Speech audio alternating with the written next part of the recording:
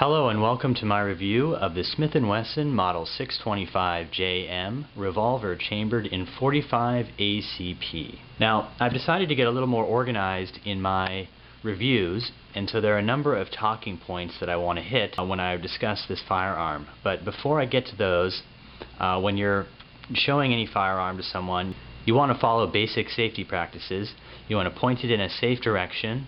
You want to make sure, since this is a revolver, we're going to open the cylinder, to make sure that there's nothing in the cylinder, so there are no rounds there, it's safe to work with. You always want to treat a firearm as though it's loaded, even though you know it's not. So you're not going to point it at somebody, you're going to point it in a safe direction. Okay, this is the Model 625. Again, it's chambered in .45 ACP. ACP stands for Automatic Colt Pistol. So it's pretty unusual to find a revolver chambered in this caliber. But I think it's a fantastic caliber, and it's perfect for the revolver platform. From now on, I'm going to rate firearms on a scale from 1 to 5 in the following categories. The first is purpose and utility. In other words, what is the role of this firearm, and how well does it fulfill that role? The second category is aesthetics. How appealing is the firearm to look at? You know, how high is the coolness factor? There are some firearms that you look at and you just get a feeling in your gut like you want to hold it, you want to shoot it, you want to own it. And that's something that I'm going to look at. The third factor I'm going to look at is ergonomics. How good does the firearm feel in your hand? Does it feel balanced? Is it comfortable? Are the controls accessible and easy to operate? How comfortable is it to fire? The next category is quality and durability. In other words, is the firearm built from quality materials? Is it built cheaply, and does it seem like it's going to break or fall apart? Is it reliable? Will it stand the test of time and repeated use? The next category is value. In other words, do you get what you pay for? Okay, let's get started. First of all, the first category is purpose and utility. What is the purpose of the Smith Wesson 625JM? Well, one great thing about this firearm is it's extremely versatile. You could use this as your primary firearm for home defense. You could use it for competitive target shooting. It would be appropriate for law enforcement or for security. It would even be suitable for recreational target shooting or plinking, although of course it might be a little bit expensive using .45 ACP. Perhaps the only thing that this particular revolver might not be suitable for is concealed carry due to the obvious large size. It's based on the Smith Wesson N frame, which is their second to largest platform. They build their .44 Magnums on the N frame.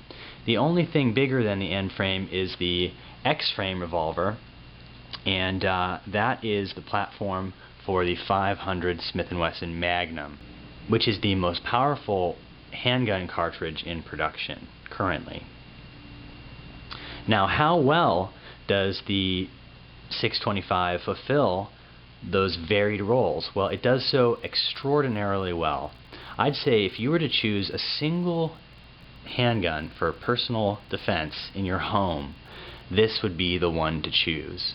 And I say that for a couple of reasons. First of all, it's because it's a revolver. I happen to be a big revolver fan. When it comes to reliability, they cannot be beat. There are certain modern auto pistols made by SIG and Glock that are extremely reliable, and thousands of people stake their lives on them every day. But when it comes down to it, I think that a revolver is going to be more reliable, and if you're going to stake your life on it, I would rather have a revolver in my hand than an auto pistol, no matter how clean it is and well maintained. Okay, let's talk a little bit about why the .45 ACP is so great. Here we have a few different cartridges that are commonly used for personal defense. We have the 9mm, we have a .38 Special, and we have the .45 ACP. Now, the 9mm and the .45 ACP are probably two of the most popular cartridges, period. And on one hand, with the .45, you have a big, heavy bullet traveling at a relatively low velocity. With the 9mm, you have a rather light bullet traveling at a much higher velocity. Now I would prefer the heavier, bulkier bullet traveling at a lower velocity because it's going to create a larger wound in your assailant, increasing the likelihood that you incapacitate the person. In addition, it's less likely to overpenetrate. So it's also safer in the sense that it's less likely to go through walls and injure other people, especially if you're using hollow point. Right now, the 9mm is the standard sidearm used by the U.S. military. Just something I wanted to point out, a lot of people don't know this. This happens to be a .223 cartridge, which is very, very similar to the 5.56 NATO round fired in the M16. And it is essentially a .22 caliber bullet. This is a .22 long rifle bullet for comparison, and it really blew my mind when I learned this, and a lot of people don't know this. The M16 and the M4, and basically anything built off of the AR-15 platform, fires a .22 caliber bullet. Okay, let's get back to the 625JM. It fulfills a wide variety of roles, and it does it extremely well. The only possible shortcoming is its weight, making it an unlikely choice for concealed carry. However, Smith & Wesson does offer a compact version of the 625. It is called the 625 Night Guard. It is significantly smaller in size. It's different in appearance. It has a matte black finish. It has night sights. It's a snub nose.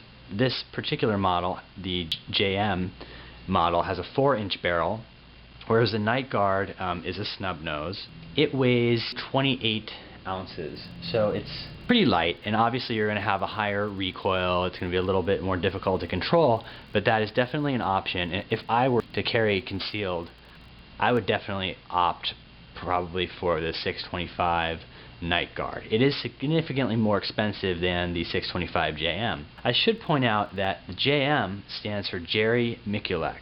And if you haven't watched any YouTube videos with this guy, you need to right away.